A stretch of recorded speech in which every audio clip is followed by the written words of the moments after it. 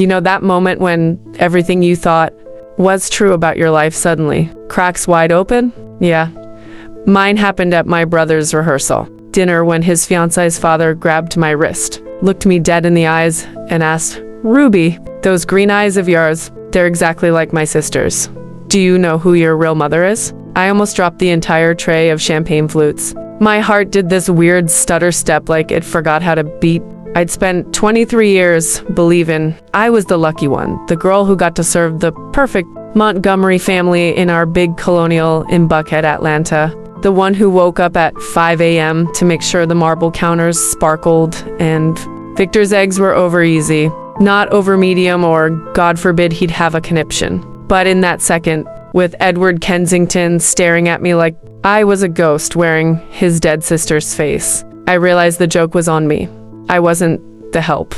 I was the stolen merchandise. Before I drag you any deeper into the rabbit hole of betrayal that still makes my stomach flip, hit that like and subscribe button if you like such stories. This helps us bring more such raw stories for you. All right, now let me take you back so you can feel exactly how insane this got.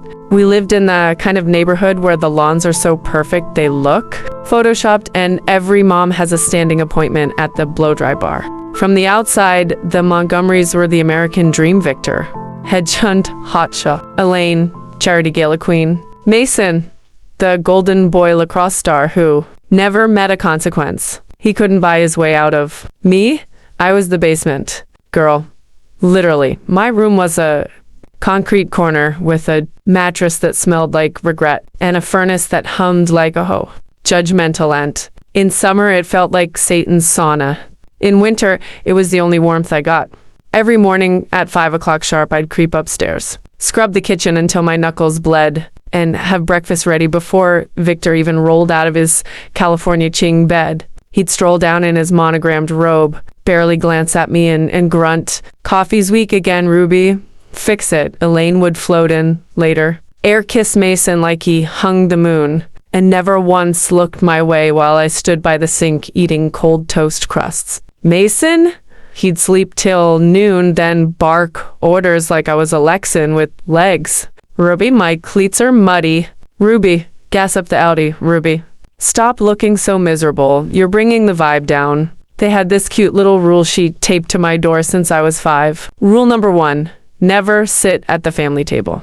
Rule number 2, call them Mr. and Mrs. Montgomery. Rule number 3, don't leave the house without permission. The punishment for breaking them was that rat and cane hidden behind the Lucky Charms. Victor only had to use it twice. Once when I was 7 and called Elaine Mommy in front of her book club. She backhanded me so hard my lip split open. The second time I was 16 and tried to run with $27. I'd saved from sneaking quarters out of the couch. The cops brought me right back. Victor smiled that fake concerned dad smile and said, "She's got mental health issues. Officers, thanks for bringing her home."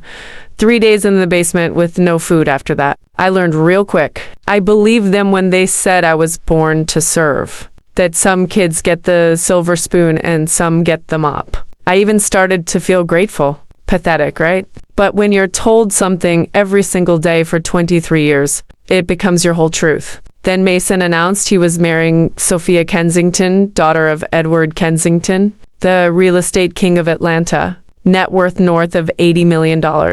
The wedding was going to be at the St. Regis. Sensual went easy. Anna Lane was practically vibrating with excitement. "This is our ticket, Victor. We'll finally be in the real circle." I spent weeks addressing invitations, steaming dresses, running errands. I thought maybe, just maybe, I'd get to stand up there as a bridesmaid. 3 weeks before the big day, Elaine sat me down and said, "You'll be on service, Ruby."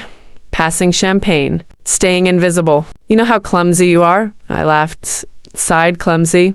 I could balance a tray of 50 glasses while dodging Victor's mood swings. But I just nodded.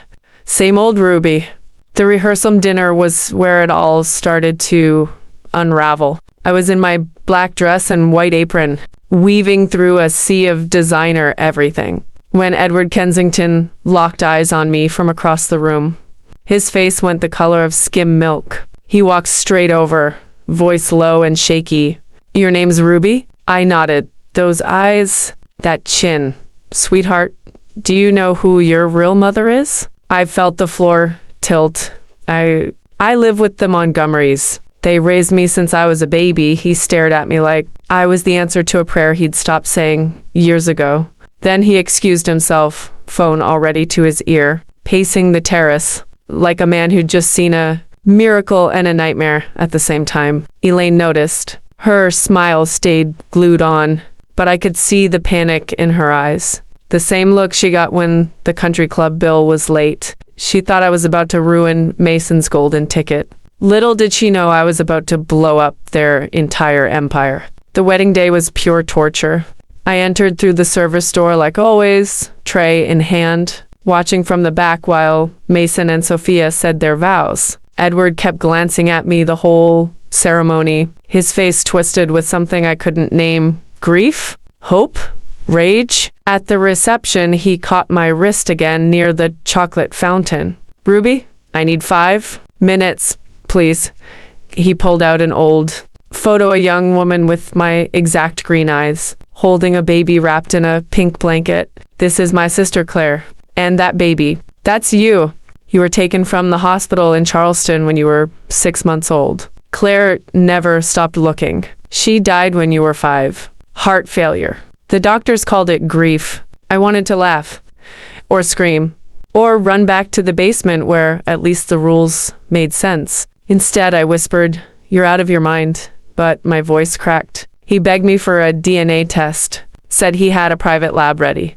I was terrified Victor would lose his mind if he found out, but that tiny spark of what if was louder than the fear.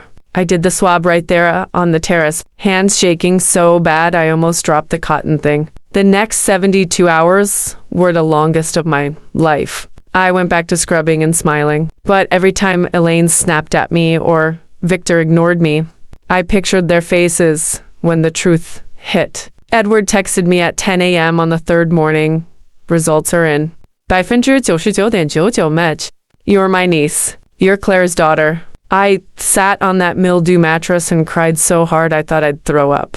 23 years of being told I was worthless. Born to serve. Lucky to have a roof. And the whole time, I was the missing Kensington baby. Stolen. Sold.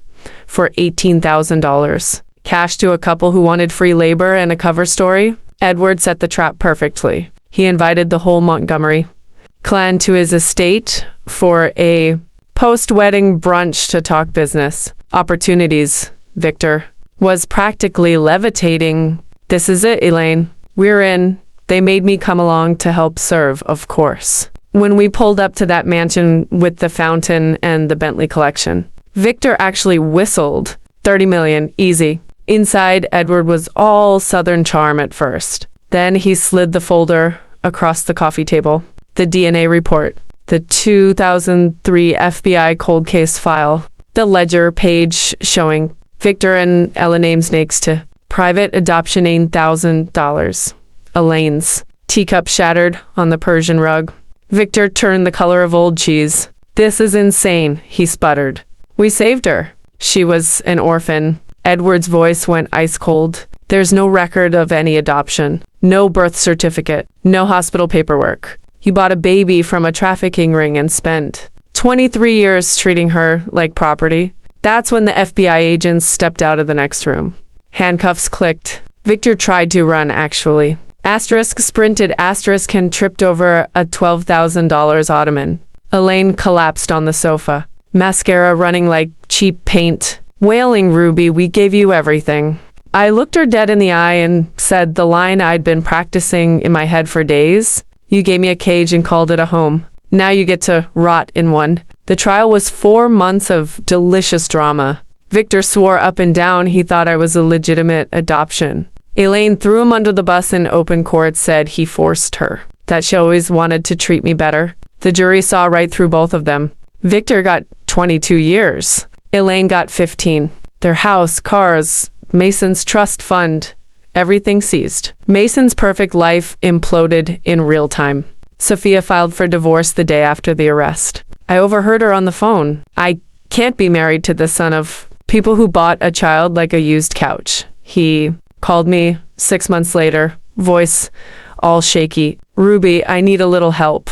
Just till I get back on my feet. I laughed so hard I almost dropped the phone. In 23 years, did you ever once stand up for me? Ever ask why I slept in the basement? No, you were too busy being the prince. Now go figure it out like the rest of us mortals. The inheritance hit a year later, $14.8 million from Claire's trust, plus the estate proceeds. I moved into a sunny little place in Inman Park. Started therapy covered, thank God. Joined a survivors group at the Y and enrolled at Georgia State for psychology. I want to help other people who are told they were nothing. I still wake up at 5 some mornings out of habit. But now I make myself a ridiculous fancy coffee, sit on my balcony, and read the letter Claire wrote the week before I was taken. My darling Ruby, you are always meant to shine. No matter where life takes you, remember, you are loved beyond measure. Here's what I learned the hard way. Family isn't always blood. Sometimes it's the people who see you when everyone else tries to erase you. And the best revenge? It's quiet. It's waking up in a room with windows and realizing you were never the help. You were the one they were always terrified would figure it out. If this story made you feel something, share it with someone who needs to hear they're enough. And come back next time. I've got more where this came from. You've got this. I promise.